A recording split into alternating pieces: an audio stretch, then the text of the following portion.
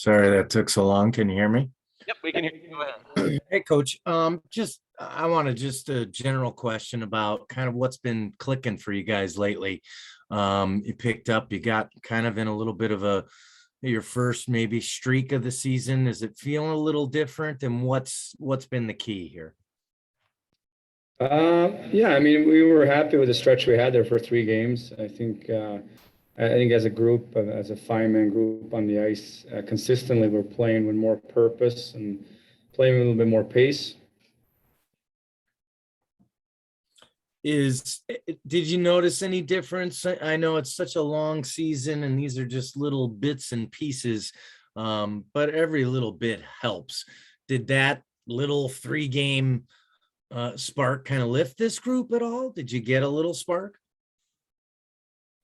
Yeah, I think so. I think we're in good frame of mind. I think we feel like we play a certain way that we're going to give ourselves a chance in every game that we're stepping on the ice. Thanks, Coach. Thank you. Scott Lever, your line is active, sir. Hi, Coach. Now that a few weeks have passed since the coaching transition, how comfortable are you feeling right now? Have you settled in? Do you feel like you got a firm grasp of how you want to run things right now, or are you still kind of experimenting a little bit?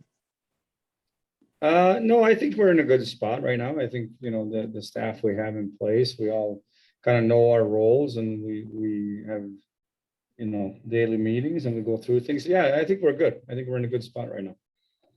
Obviously, Delia's looked really good his last few times out. Kind of talk about his approach, the way he's handled all the adversity he's gone through, some of the disappointments he's gone through, and just the way he's been playing the last couple times out. Yeah, no, he's been good. And I think to your point, like he's been handling the ins and outs and the adversity of everything. He's handling it really well. His demeanors, he's a positive person, I think, by nature. And I think that has really shined through in all of this. And one last thing from me here, Kurashev, obviously it's nice for the IceHogs to have him on board. What are you seeing from him right now, and how close is he to breaking through and being a permanent NHL player? Yeah, I mean, I think the strength of his game is his skating and the way he can make plays and handle puck. And I think when he's playing like he did for the last couple of games for us in terms of competing and winning battles and going through guys' hands, I think he's a really effective player at both levels here. So I think that he's definitely trending the right way here. And for him, it's a matter of getting ice time and feeling good about himself. Sometimes when you're quote unquote a player that can produce and a skilled player and you play a certain amount of minutes, it's tough sometimes, right? So he's been playing more minutes here for us and he's done it real well. And not sure how long we'll keep him or not, but we're definitely happy to have him. Okay. Greg Boyson, your line is active. Coach, last week we talked about the next man up, the injuries, the call-ups, key players out, and then you guys respond with 2 big wins. And outside of one period, a really solid week. How big is that to build off for the rest of the season, knowing that, hey, we may miss an important guy here or there, but we can still win?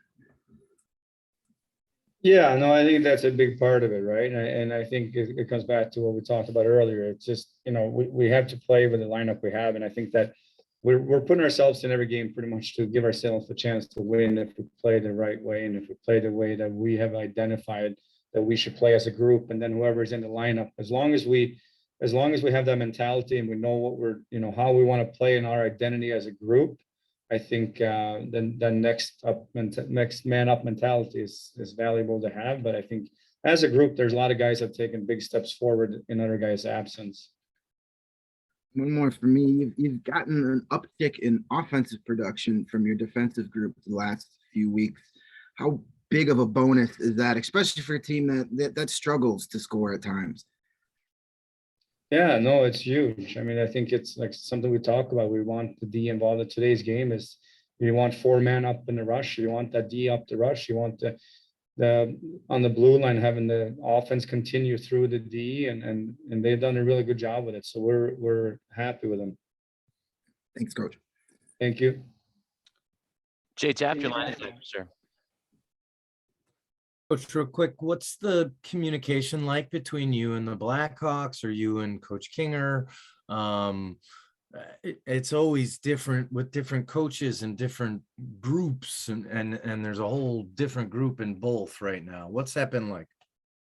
I mean, it's been good. I mean, Mark Bernard handles the conversations with management up there, and then, I mean, I talk to Kinger probably daily, either through a phone call or a text message in one way or the other. And obviously, we have a relationship from our time together here, and I think that's been a very smooth transition that way. And I know you're not going to, we don't need to get too much, but just give us a little take on what your talks are like with Kinger. Do you get into X's and O's? Do you really break down names and who belongs where, or what?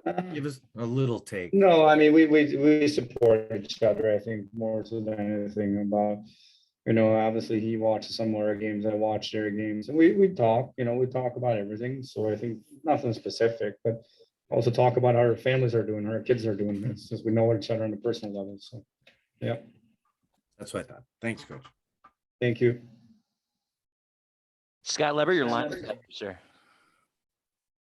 Coach, 3 games in the next 4 days here. Can you just kind of frame up the importance of this week and those 3 games and what you want to see from your guys?